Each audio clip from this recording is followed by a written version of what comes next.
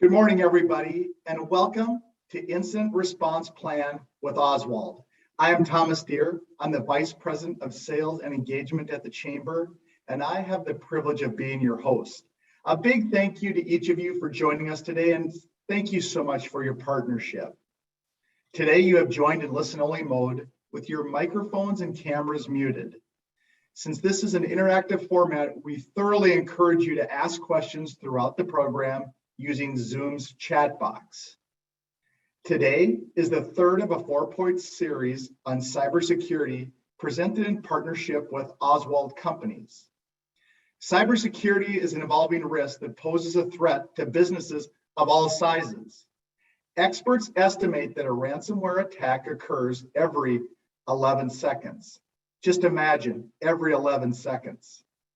If after the first two sessions you're not already, you should be considering a cybersecurity risk plan for your company, which can help you cover the cost of financial burden of paying ransoms and lost profits, along with the concerns from business interruption from a cyber breach.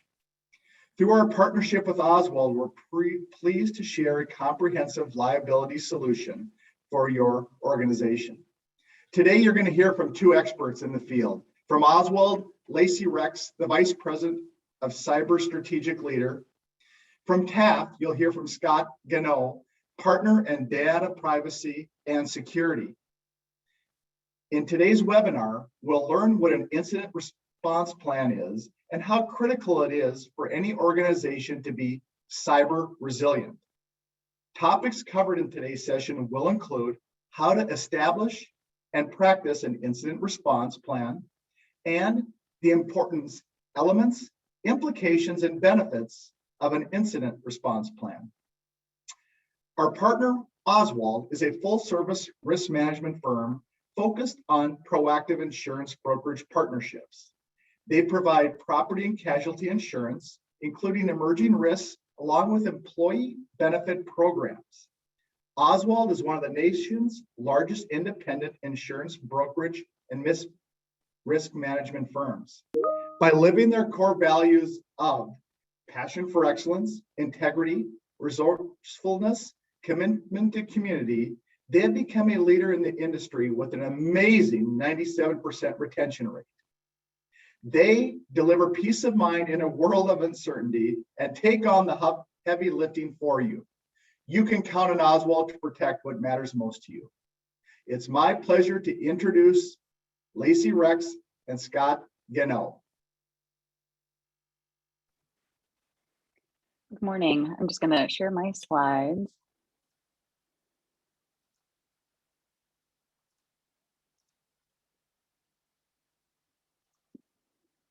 I think I need to be given access to share my slides.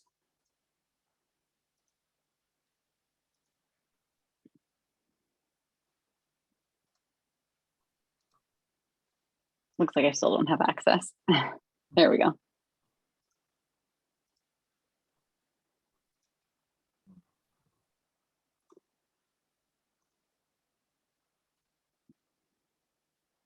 All right, perfect. So good morning, everyone. Thank you for attending. Today this is the third part in our cyber series, and we're really kind of progressing towards, what the market is, how to respond, and then this is really more how to prepare. So we're going to go through, what should be in your incident response plan, what you should be considering, what constitutes some sort of incident, as well as far as the legal landscape. So really kind of requirements, the plan, practice, and revise, and then the post-incident. So hopefully there's some great takeaways and everybody walks away with a few lessons learned. As was mentioned before by Thomas, please put any of your questions in the chat. We're happy to answer them. And feel free to just throw them out there and we'll answer them as soon as we see them.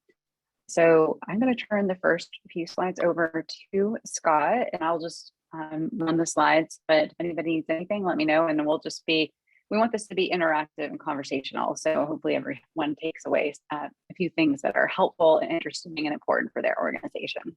Yeah, absolutely. Please then welcome your feedback at any time. Yes, we lawyers like to talk and go on, but quite frankly, it's a lot more enjoyable, especially at 8:30 in the morning, to make it interactive and give you guys some good takeaways. So So when it comes to your incident response planning, yes, you have to think about the law. And unfortunately in the US, there's 50 different ones, not to mention ones that affect data breach in certain sectors, such as HIPAA and financial sectors, as well as international requirements. But generally speaking, when it comes to whether or not you're going to have a breach, an actual breach under law, it's really going to start with personally identifiable information and first understanding, do we have the information, like the information you see on your screen, at risk as a result of the incident that you've experienced? So it needs to start there to say, do we have this information impacted before there's even a question of whether or not you're going to have a legal obligation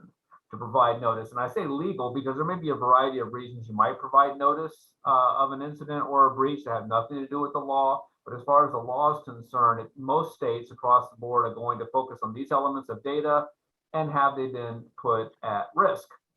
Next slide, please. It's extremely important. So you need to start with what is a data breach. And I like to say all the time, don't use the B word. Don't call it a breach. That's my word. That's Lacy's word, right?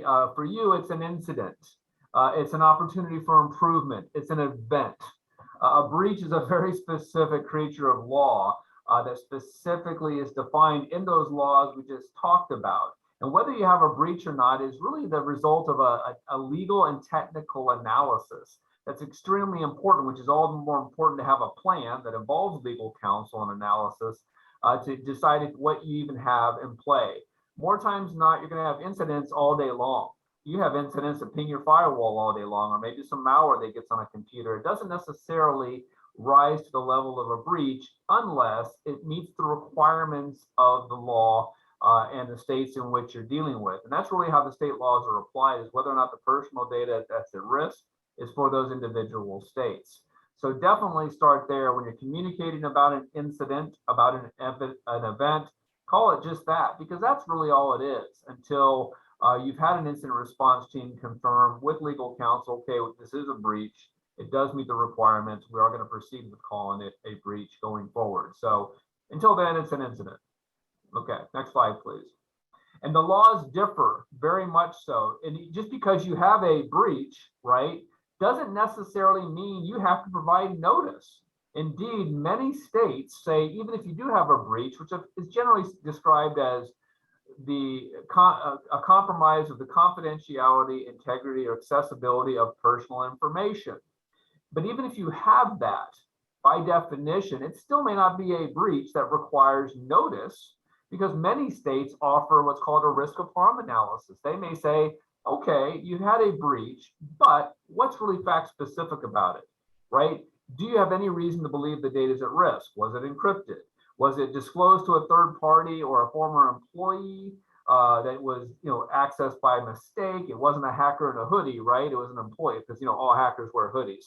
But it's a former employee, or it's a third party that got the data and we got it back and we got attestations that nothing bad's going to happen. Well, that might give you an exemption to providing notice under state laws. HIPAA as well, if you're in the healthcare space, allows you to do that too. So it's very important to have, as part of your incident response plan, legal counsel to say, okay, what states are involved? What does the law say? And then what do the facts of our investigation tell us as to whether or not notification is going to be required under any particular law? And with respect to your policies and procedures, you've got to have them in place to ultimately drive a lot of the things that we're talking about with an incident response plan. The policies and procedures that you see here, all of which should be in writing. Let me stop there for a second. In my world, unless it's written, it doesn't matter. It didn't happen, right? It's like to your kids, if it isn't on Instagram, it didn't really happen. Well, if it's not in writing, and you don't reduce your policies and procedures to writing, so your employees understand what they're supposed to do, even before an incident ever happens. And in these cases, in some of these policies, like an acceptable use policy, making sure they use computers in accordance with your company expectations. Unless you put it in writing and unless you train them, how can you expect them to do the right thing? And by the way, number one security risk, every company, every year, hands down, it's not hackers in hoodies, It's your employees. They're the ones, and not the malicious ones necessarily, the ones that make a mistake. They click on something they're not supposed to. They're not using the devices in accordance with policy. So this is one of the most preventative things you can do before you ever get into incident response planning, is having good policies in place to make sure your employees try to avoid the risk. And then on the other side, if you get in trouble, if we have a breach, if we have to go through all that, which we'll talk about, at least you have a good story to tell that you have written plans in place to try to minimize the risk. That means you haven't been negligent, you haven't been careless, you're trying to do the right thing. Because in my world and in Lacy's world, it's not a matter of if you have an incident, it's when. Okay. Yeah, and I would say too, and I don't know if you've been seeing it, Scott, but our clients that are kind of all over the country. So especially in Illinois, we've had a lot of concerns around the Biometric Information Protection Act, and we've actually had some clients that have had class action lawsuits. So it can be quite sizable.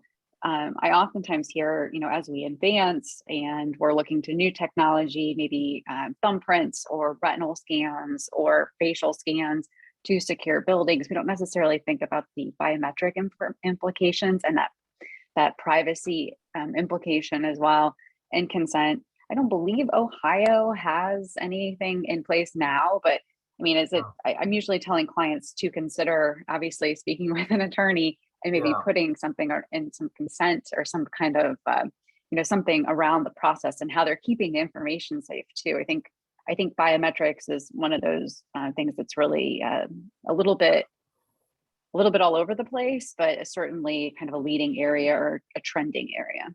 That's a great point. Going back to what is personal information? Usually most of the state laws include biometrics, and that's such a great point.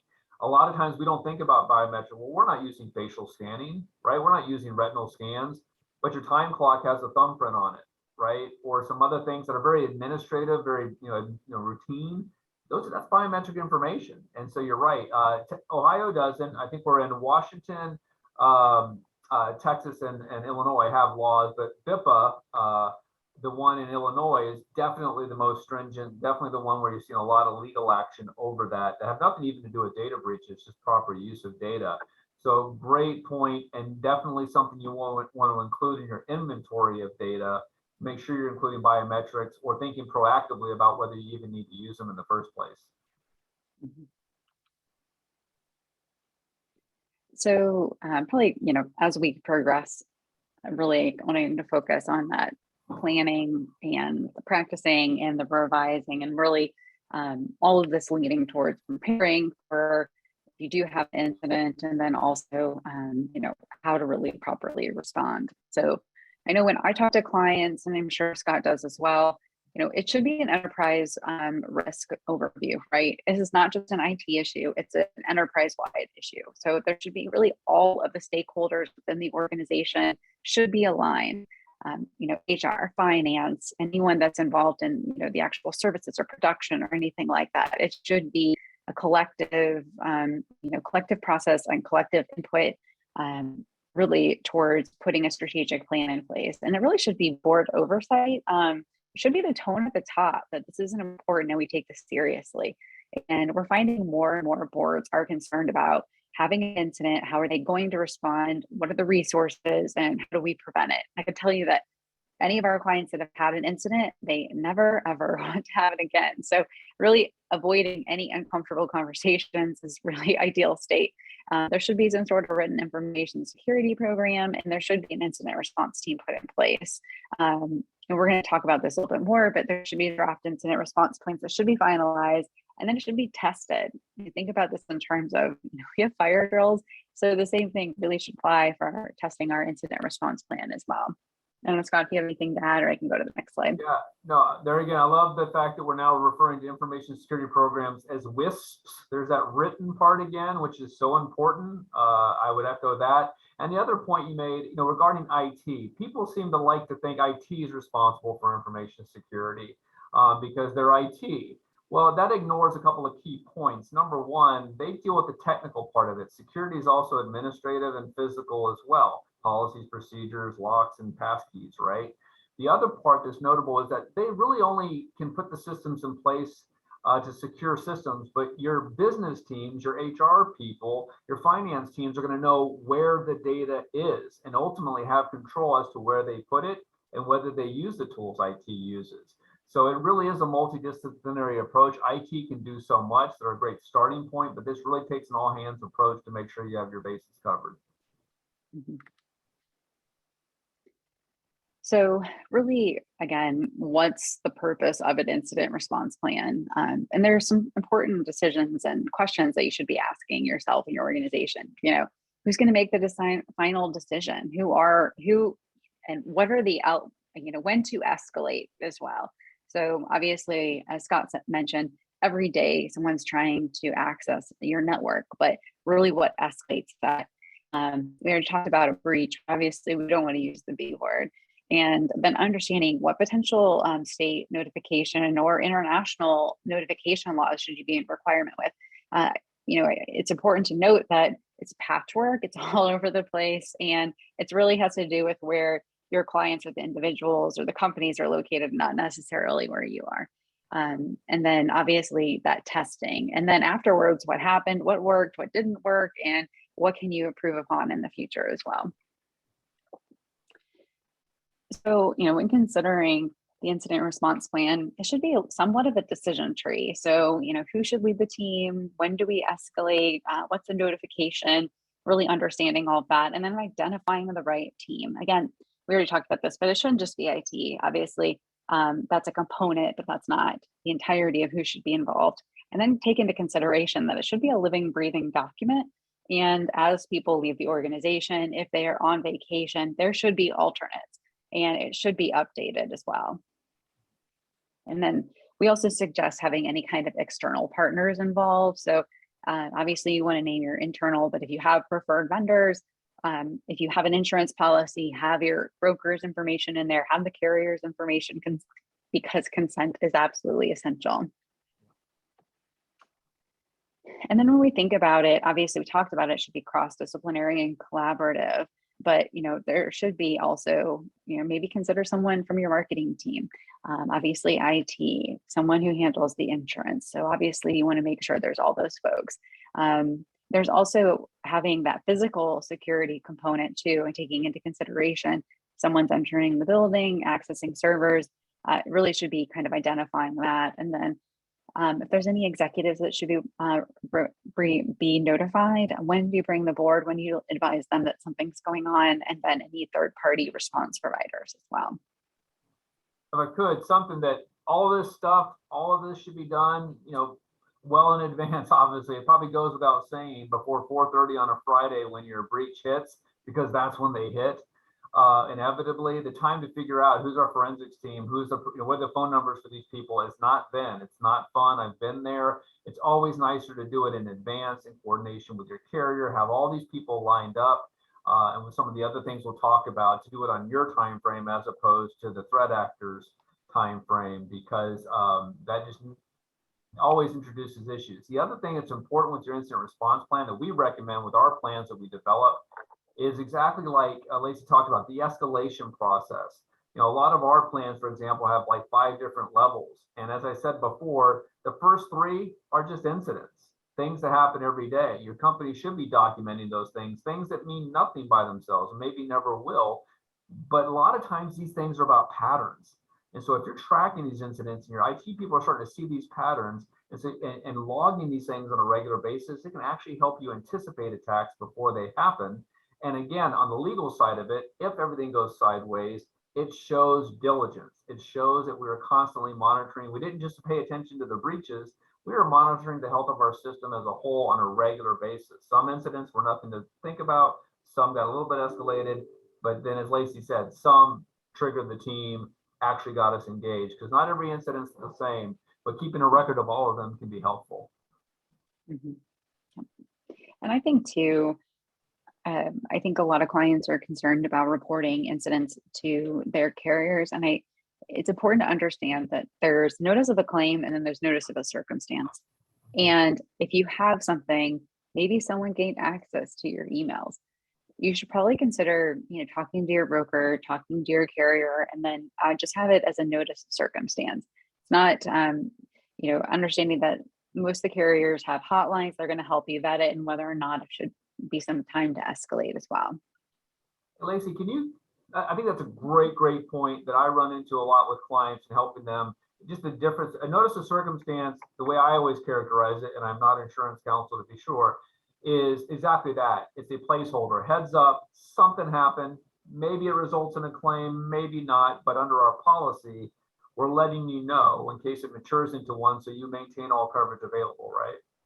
Yep, absolutely. Especially if they gained access to an employee's inbox and they were able to, send out emails, maybe intercept some information, perhaps had access to confidential information or personally identifiable.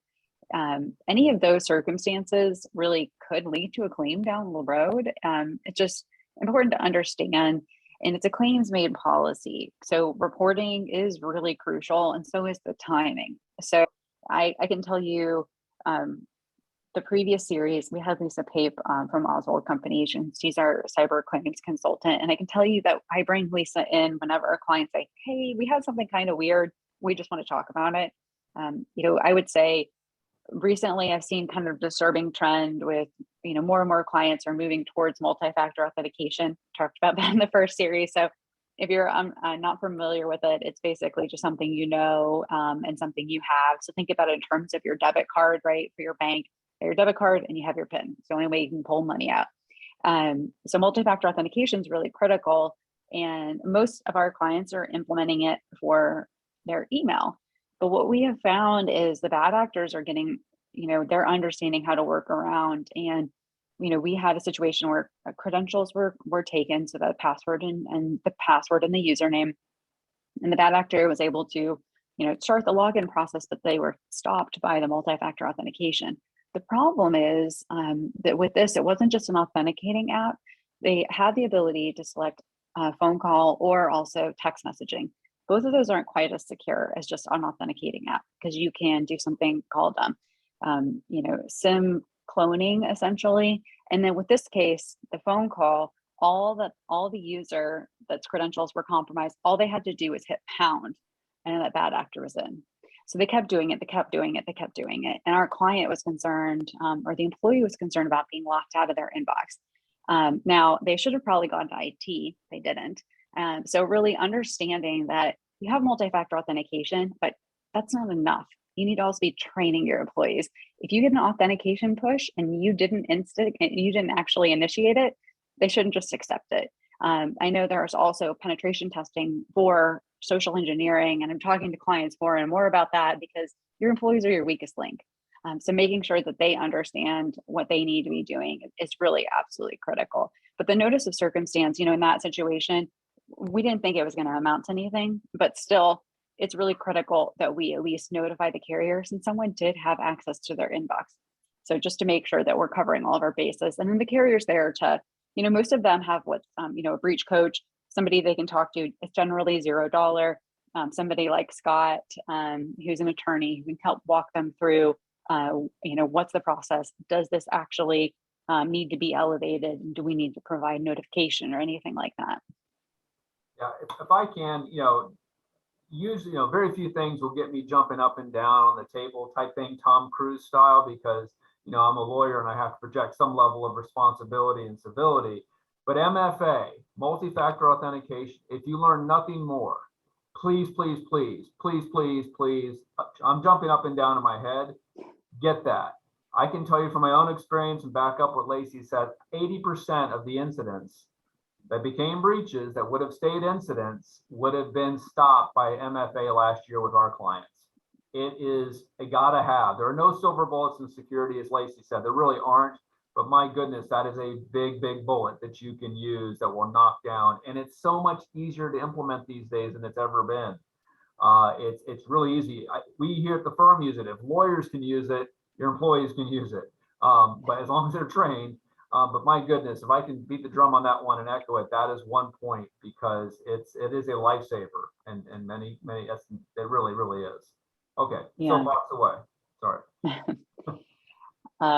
Yeah, I would also say too, around the incident response plan, most of the carriers want it to specifically address ransomware.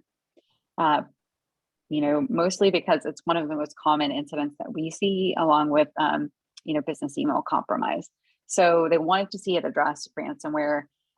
It's something too that there should be an understanding of what's your recovery time objective. And this kind of bleeds over into more business continuity planning, but so what's your recovery time objective? What systems should be back online? What's the most critical to the organization? Because these things can take time. So really understanding what is really absolutely necessary and what maybe could wait a little bit longer. So you're kind of working in order of priority as well.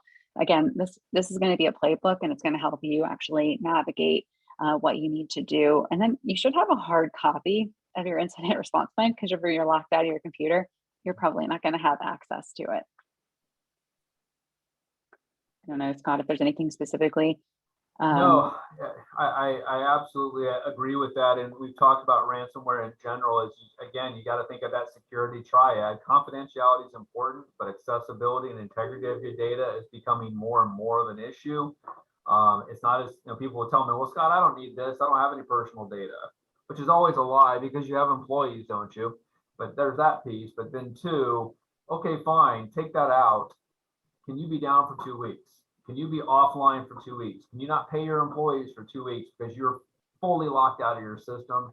That usually can be an impetus to start talking about insurance or having better plans like this, so you're in a better position, one, to get back up and running, and two, potentially reduce the chance that you actually have to negotiate with these threat actors. So yeah, it doesn't happen and unless you have a plan. No, absolutely. And I saw a couple of messages in the chat about multi-factor authentication. It's pretty much, at this point in time, if you don't have multi-factor authentication, you're most likely not insurable, or your insurance is going to be so limited. So I would say it should be implemented basically anywhere that you can, but it should be in place for email privileged access to anyone that has administrative rights or enhanced privilege. And it should also be in place for remote access. We're also starting to see where they're asking questions around cloud service providers and things like that. But those are the three basics that we always encourage everyone to have multi-factor authentication deployed. So those are really critical. And if your leadership team tells me, oh, it's so inconvenient, I don't want to do it. Well, so is being offline for 2 weeks and paying lawyers and vendors and providing notice and taking a PR hit. I think you can deal with this. It's not that hard. So no, it doesn't. Yeah, it's not. When you have your incident response plan, I mentioned this before, but you should test it just like a fire drill. So we always encourage clients to have these cyber tabletop exercises, and it shouldn't just be with the IT team. I do find that sometimes it's just the IT folks and there's no other stakeholders within the organization.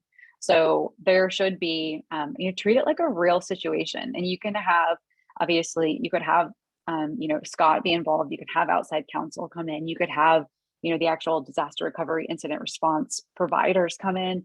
You can have your insurance broker participate. You can make it as comprehensive as you want, or you can make it as simple as you want, and just really go through a mock situation and how are you going to react, et cetera. So it really is something that it should be an area of focus. And then afterwards, what are the lessons learned?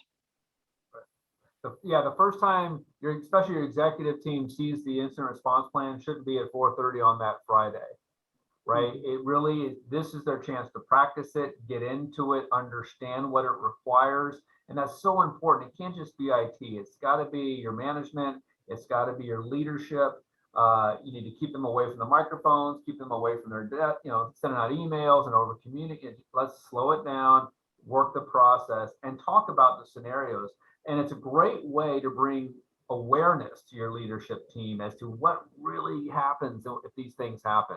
I mean, it is long, laborious, time consuming, all time you're not making your widgets at your business. So it's a great awareness opportunity to help them understand this is why we don't want to ever get in this place. This is why we need multi-factor. This is why we need this. It actually sells better security, because it's just incident response is not fun. It's not what you want to get into.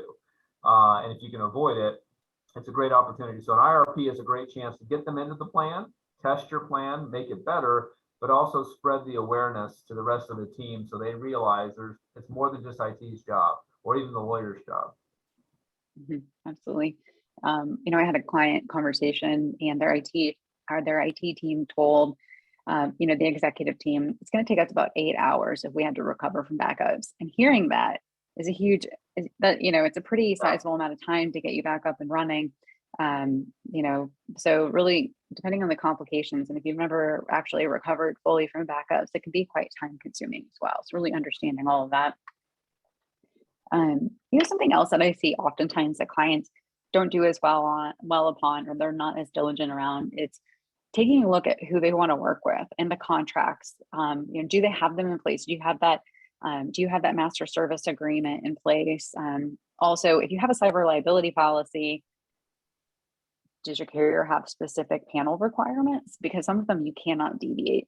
So a lot of times I tell clients, the incident response or your cyber insurance policy is essentially your outsourced disaster recovery plan. So if you don't have, say, CrowdStrike on retainer, if you don't have Scot on retainer, you're going to have access to these terrific resources that can help you quickly. I'm always surprised at how often we can get all the right providers on a call on a Saturday, on a Sunday, within a few hours, and get the resources to clients. So really, do you have those resources? And really kind of understanding what are the ramifications if you don't. You're going to be able to handle this on your own? Most likely not. If you have an attorney that just handles, corporate matters, they're really not equipped to handle privacy and security matters. Having that expertise is really critical. And then, could you get the contracts out of place in advance? But then there's also the question of privilege as well, especially when you have these situations and you're gauging third parties. I don't know, Scott, if you have anything that you'd want to add. And Lacy's not kidding. I mean, I've been there at a soccer tournament on a Labor Day weekend managing an incident because it happens. These threat actors don't seem to like our workday schedules for some reason. So that's absolutely a great point to have these resources available, know who they are, and be able to pick up a phone from your vacation, because unfortunately sometimes that happens. Likewise, privilege, the benefit of these relationships in advance, or at least knowing who you're going to use, is important. Attorney-client privilege is extremely helpful and extremely important in these situations where we don't know what's going to happen. And yes, these things may lead to litigation. They may lead to regulatory enforcement. They may lead to a lot of legal liabilities. Therefore, the benefit of having counsel to counsel you on those risks and help you make decisions about those risks is extremely important.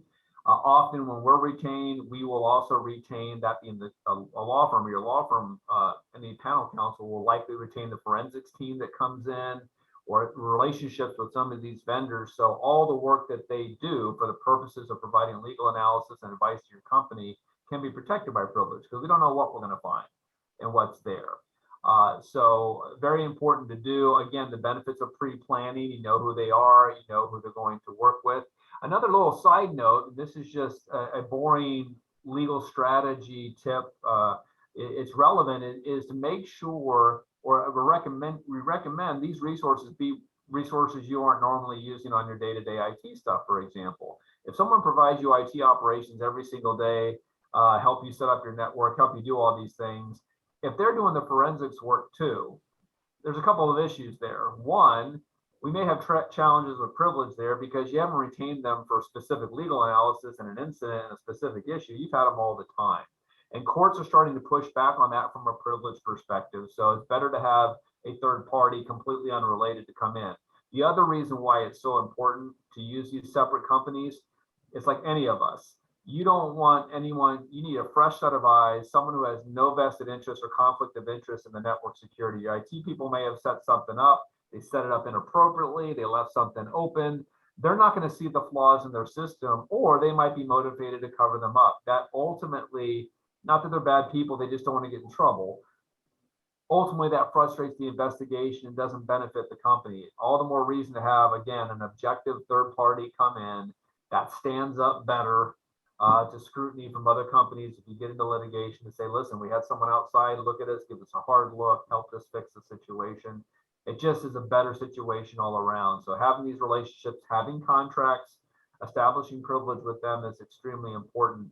And a lot of times that gets missed when the bullets are flying around an incident until weeks later, and sometimes that puts you at greater risk. Yep. And this is not, and this slide isn't necessarily just specific to around retaining incident response vendors. This is something really to consider for anyone you're outsourcing the function.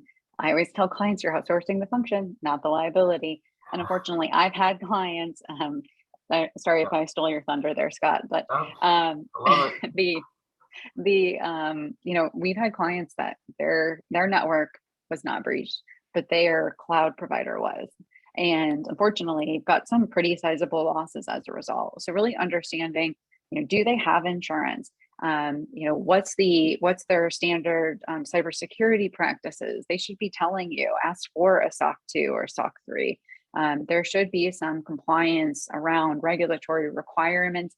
You should have the ability to audit. What are they going to do with your data when the contract's ended? What is their notification requirements? Really understanding all of these and asking those questions is going to help at the end. Obviously, you want to make sure you have a cyber policy to protect your interests, but if you can have their policy respond first, that's terrific. But think about that too in terms of aggregation. They may be promising the same 5 million to about 100 other clients. So just keep that all in mind. And then, Scott, I'm sure you have some feedback on this as well. Yeah, absolutely. I like to say I started in privacy back in 2003, before it became so cool, and have the gray hairs to prove it, right? Well, to that point, I can remember when cloud was a bad word, right? From a privacy security perspective, the cloud and what's up there, and we can't put it up there. There's lots of concerns about it. And the reality is it's come a long way. And there's a lot of reasons why you might want to use a cloud service provider, including better privacy and security controls, because they're probably better at it than you. It's the same reason I have someone come in to do my drywall, because I've done my own drywall, and it's just a mess. I'm sanding for days, I'm covered in dust, it's a mess. They're better at it, let them do it. And so you might engage a cloud service provider for that reason, but as Lacy notes, it doesn't outsource your liabilities. So having good contracts that tell them that they're auditing your stuff, they're backing it up, they're doing a variety of things, shows diligence and effort, and reduces your risk, one, but two, it provides a better story, because third-party auditing is a big deal. Companies do get in trouble because you're not keeping up with the third parties, you're not contracting with reasonable vendors or reputable vendors, I should say, and you're not doing a risk analysis. And depending on what you do for business, you might have a responsibility for that. So all good stuff to kick the tires on the third parties, hold them accountable, and other things to include giving you notice. If they have an incident, if they have a breach, they need to let you know. I've actually been in situations where we thought, well, it's not in our contract that we had to tell you about it. Really? Okay. So yeah, so unless it's in writing, it doesn't really exist. Yep. So obviously it's important to prepare for the incident. I think we talked about most of these things, but really the training and the practice, and then employee exit policy. So once they're no longer employed, are you making sure that any of their ability to access the network, obviously when they're being terminated or they're leaving, making sure they're not taking anything with them. I once heard about, an IT person who actually took, actually left with some of their hardware and actually left with backups and things like that. So you want to make sure nothing malicious is happening, or if something, just understanding the process and turning off those rights as well. It's really just good cyber hygiene in the end. And then also, go ahead, Scott. This is one of the other things I'm starting to bubble and jump up and down about too, because I'm seeing so much of it. Is exactly right. For the points that we've made with employees leaving the company, you've got to have it in writing. You have to train them on this, because if you don't, you'll get, what I call the Costanza defense. Like, wait a minute, I wasn't allowed to take 8 gigs of data on this drive that I created that's not mine. What do you mean? I thought I could use it as I went to your competitor, right? Or as I, whatever it might be, or took hardware, right? If you don't put it in, you'll get the, should I not have done that? Is that frowned upon? If there's a policy on this, I got to plead ignorance. I never saw something on it. You'll get that defense. And it's kind of funny, but it's really not, because it becomes a security issue. Now you have to run that thing down. You have to get to that former employee. Hey, excuse me, we noted that you downloaded 8 gig of data to your Gmail account, true story, and we need that data back. oh, it's not mine, I created it, or yeah, but you also have the social security numbers for all these people, or you have trade secret information, or you have confidential information. Unless you put it in a policy, unless you train on it, and unless you enforce it, these are very real threats. And that incident, depending on their inclination, may become a breach, because sometimes they say, no, it's mine, or their Gmail account got hacked. So now it really is a breach. So just another area that people don't really think about from a security perspective, but I'm seeing more and more of it, especially in this hot market where people are jumping companies. They tend to take stuff with them on the way out that they can benefit them at their next company sometimes. Sorry. Yeah, unfortunately. Yeah. So obviously, from a best practices standpoint, we talked about a lot of this, but really involving your insurance carrier from the beginning. This is probably one of the most common reasons that I see declinations of claims is not reporting or just ignoring the situation and hoping things will get better. Obviously it won't, or handling the situation on your own and then sending an invoice to the insurance carrier. It's just not going to work out well. There may be panel requirements. They may have felt like it could have been handled differently. So you could actually completely lose your right to recover under your cyber policy. So bringing your insurance carrier in from the beginning, they're going to be a resource. They're going to help guide you. So it's really imperative that they're included and that you're doing things right, making sure that you're doing the OFAC checks if you're going to be paying the actual extortion, that you're not going to run afoul of the Department of Treasury or do anything like that. So they're going to be the resource. And most of the time they do need to get consent. They're not going to tell you that you have to pay the extortion or anything like that, but you do need to get consent. It is very important to do this in order to get anything that you pay out of pocket in order to get that recovery from your insurance carrier. So it's really critical to go through those steps. I also see an issue too, where we have clients that it's a knee-jerk reaction. You just want to delete everything and try and recover. But you need to think about that in terms of that data needs to be preserved. And it needs to be preserved so you know what kind of reporting provisions that you have. Those logs are really important. What data do they have access to? So understanding and preserving that information for any kind of forensics investigation is really critical. And then obviously bringing in the right experts and not trying to handle it on your own, like the drywall analogy or anything like that. It's going to go so much better for you in the end if you do it right from the beginning. So I'll let you run with this one, Scott. I don't know why this isn't the first slide. I mean, it's the most important part of the thing. I think we've hit on multiple points throughout the discussion where there's this legal piece, woven through all of these aspects that may or may not become an issue.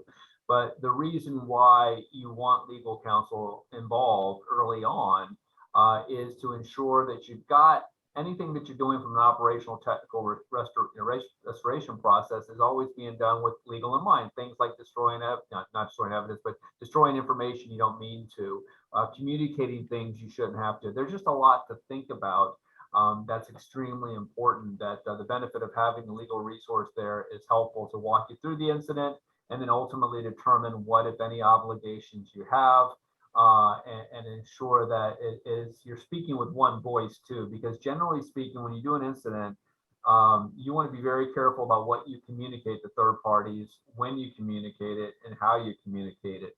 Because number one, incidents evolve, they change.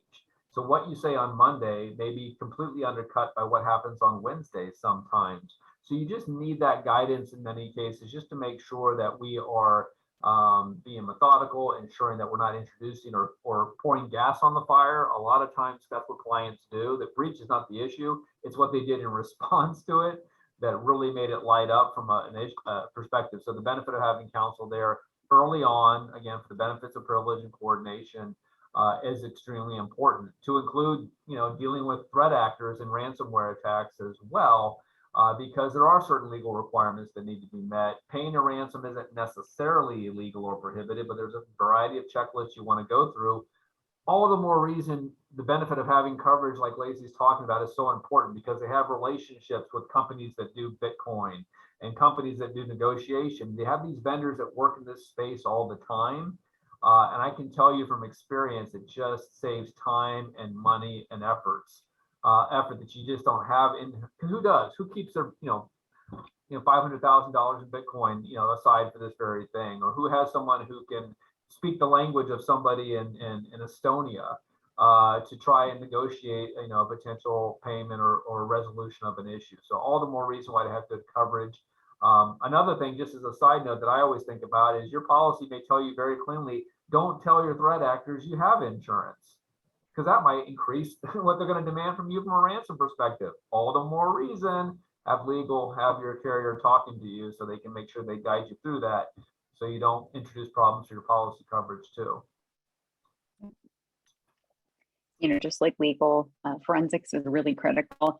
I oftentimes find that the forensics costs, the digital forensics, and any kind of recovery costs, they're generally one of the biggest line items too when we see an incident. So really having the right provider is critical to make sure that you can get the system, get the network back up and running as quickly as possible, determine that they're out, and then also, they have a lot of familiarity too with these variants. These larger organizations have dedicated teams for certain types of incidents that pop up, especially if you have something that's a large systemic affecting a lot. They may already have a streamlined process, so they're going to be able to handle it quicker. Like Scott mentioned, this is something where it is really sophisticated, and you don't necessarily want somebody who just kind of does this on the side to handle it. They probably don't have a Bitcoin wallet. They probably can't handle any of those types of transactions. So really having the right providers is really critical. And that's part of the reason the carriers have panel requirements. They handle tons of these incidents, and they've really found the right vendors. And it's usually a lot of the same consistent disaster recovery incident response vendors. It's CrowdStrike. It's these large organizations that have really deep benches as well. Yeah, I'm glad you said that, because everybody seems to think that I'm the most expensive thing on the line on the bill. No, it's forensics, and I will tell you it's money well paid in many of these situations, because for several reasons, they have the expertise, they have the knowledge to maybe make an incident stay an incident, because they can work with me and tell me, listen, yeah, they got to this server, but we have no exfiltration. It was all encrypted. That might help me make a determination that, yeah, it's an incident, but it's not a breach. I rely heavily on forensics experts to give me that technical assessment to help me make determinations from a legal perspective, help you make determinations from a business perspective.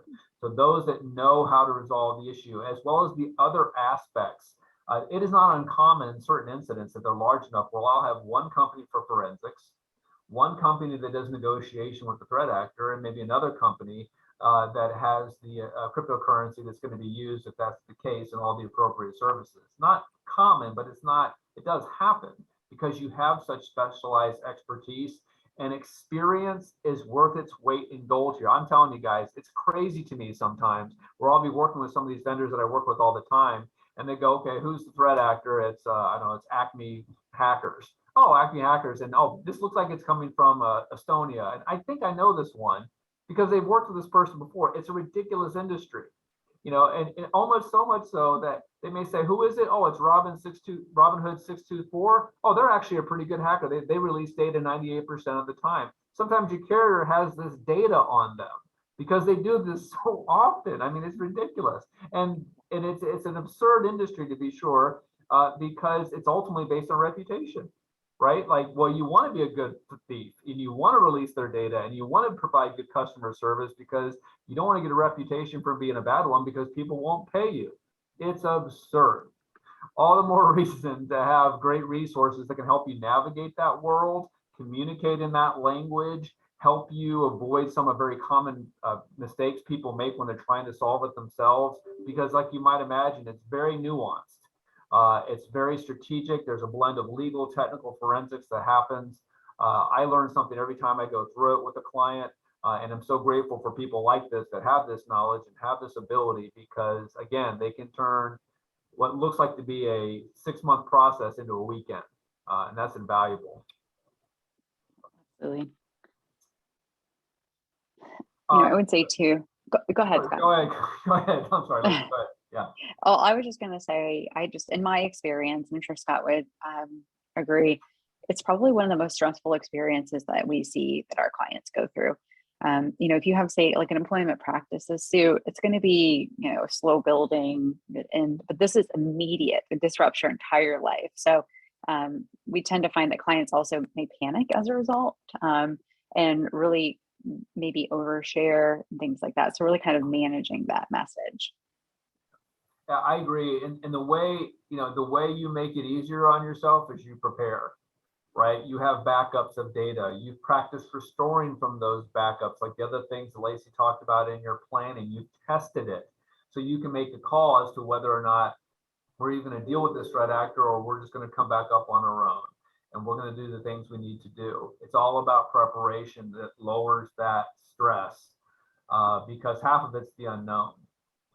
And the other part of it is, especially with this good planning that we're talking about, is knowing that you can restore changes your negotiation perspective considerably. I've seen clients go from, a couple $100,000 demand to $800,000 because they had nothing. It put them in a very vulnerable spot. They have no ability, and they had to be back up and running by X number of days because of contracts. There's so many different pressure points that really come in on a client sometimes when they haven't prepared in advance. So the best way is to plan and reduce those variables to what you can control and what you can expect. And that stress level will drop. It'll never go away, but it will, one, be a much smoother process. You'll recover from it faster and probably more financially successfully than you would if you had nothing in place, because it's extremely expensive if you don't have these things in place. People think paying for this is a lot. It's a lot more to have to go through it. Yeah, absolutely. So I think we've talked about this quite a bit, but really that notification and just being aware of potential timing requirements. Obviously, if you're an international organization, there's implications to, general data protection regulation with the EU. There's very specific timing requirements. Again, that's where a resource like Scot comes to be so absolutely vital to making sure that the process goes smoothly. And then just understanding also, where is the sensitive information? Do they have access to it? And really understanding that whole process, and then working closely with the experts to make sure that you're handling everything well as well. I like to reiterate that I talked about this in the last series, but kind of think about this as a little bit of a playbook as to when you do have an incident, obviously understanding and talking to your breach code and your insurance carrier. But we generally tell clients is obviously notification. We talked about notice of circumstances. There's also notice of a claim.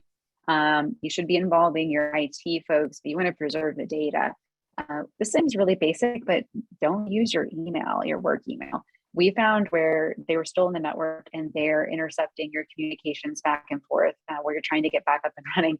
Obviously, you don't want that to happen. So refrain from using until you actually know that they're out of your network. And then we always suggest, obviously, it's important to clear with Counsel, but to report to the Internet Crimes with the FBI. They have their own cyber center, and oftentimes they can also be a resource to disconnecting all your devices from the network. Sometimes the policies provide coverage for voluntary shutdown, or if you reasonably suspect that this is going to turn into an incident, sometimes there's consent requirements. So just that's all I have to say about that. But it's better to pull the plug and keep it from spreading throughout the network. But you also just want to make sure that you're disconnecting all devices if you do have an active event going. And then understanding how your policy works. What are your requirements? What are the notification? Engaging breach coaches as well. And then track the cost as well, because you have a business income loss or extra expenses, you need to be able to put together your proof of loss at the end so you can get paid for that as well.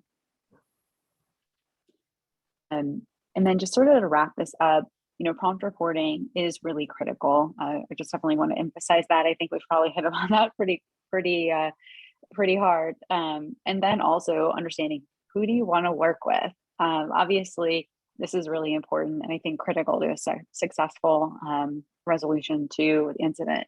And then, we have our cyber claims consultants. They usually take a look at all the policies. So if there's any theft of money, we want to look at the crime. Is there any potential coverage under any other policies? Maybe your devices are bricked. So your servers have been turned into, completely inoperable, and you just need to replace them. Does your cyber policy cover that computer hardware replacement cost coverage, or is there some granted coverage under your property policy? So really looking at everything holistically is really critical. So I don't know if you have anything that you'd like to add there, Scott. Obviously, we've got our references and our resources available, but I'm happy to take any questions or answers, or if there's anything else that you'd like to add, Scott. The last thing I would add is how this insurance is extremely valuable. And again, because it isn't always cyber, right? Maybe it's business interruption coverage, maybe it's crime coverage. There's a whole lot of things. I have extremely talented partners here who do nothing but insurance, and I'm glad to talk to them and let them handle it because it confuses me. But there's such a value to having those layers of coverage to really help you, because there's a lot of unanticipated costs that come up in business. The last thing I would say, and what I'm seeing, and you know better than I do, Lacy, is doing these types of things aren't even a luxury anymore. You kind of need to have these things in place to even be eligible for coverage in certain cases, right? I mean, it depends on the nature of the policies, but you're going to sign questionnaires from your business clients, from insurance carriers. They're going to ask you, do you have these things in place before we do business? We want to know that you have these things in place. So there's also we talk about risk and compliance and liability, but there's also a staying in business or being eligible for business that comes with having these things in place. So even if something never, a breach never darkens your door, there's, opportunities that can be lost if you don't have this stuff in place too. Yeah, you bring up a really great point. So I'm seeing more contracts requiring insurance to be carried. So it is just the cost of doing business, having cyber insurance. And especially if you're dealing with large organizations, they're going to be the one that's really driving whether or not and what coverage that you need to carry as well. Unfortunately, we've had a few situations where clients have the contractual obligation to carry, X amount of limits. Is it 10? Is it 20? Something like that. And their controls aren't where they need to be. This is a completely different market than we were a year ago or even 2 years ago. Completely different. And the bar keeps increasing as to what the carrier want our clients to have. So, I've put together kind of a renewal checklist that can also be looked at for new business. But, I'm always surprised at how many of our clients don't understand how much data that they have, where the data is housed, what are their real crown jewels that they need to correct. They need to protect, obviously. Privileged access management. If you're a large, sophisticated organization, carriers are expecting you to have a privileged access management tool, and they're expecting you to have endpoint detection and response. If you're a large organization, they want you to have a security operations center, 24/7 monitoring. The bar keeps going up, and the bar keeps going up because the carriers are really learning from all of the claims that they're having, and the severity and the frequency just continues to increase.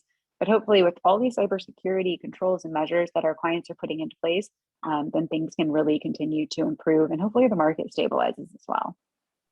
Yeah, the last point, I know up against time, is the value of knowing where your data is. A lot of you may be classifying and mapping your data to meet some of the various privacy laws that are coming on board with California, Colorado, Virginia, et cetera. But some of the benefit here too is if this is my network, but I only have sensitive data on this server, everything else is not, but you know exactly where your sensitive data is. If you have a ransomware attack, if you have a localized attack, that's invaluable to say, I got nothing. I got marketing materials or whatever it might be, stuff that's not requiring notice because all my sensitive data is here and it's secure. That saves your bacon. That gives you a weekend that, at 4:30 on a Friday, because you know where your data is, you know where they attacked, you know where it was localized. So even that classification mapping, knowing the data that you have provides a security benefit, because one, I can identify what's been attacked and also get rid of what you don't need, because the best security is not having it in the first place. So I'll end on that.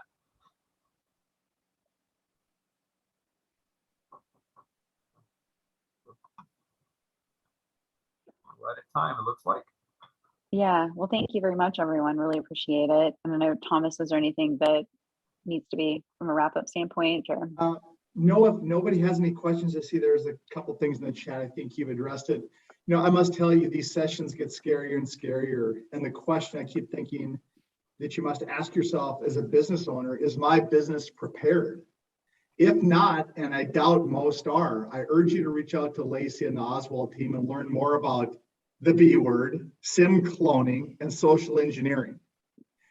I want to extend a special thank you to our presenters today, Lacy and Scott, for your expertise and times. It was terrific, very detailed, very thorough, a lot of great information out there.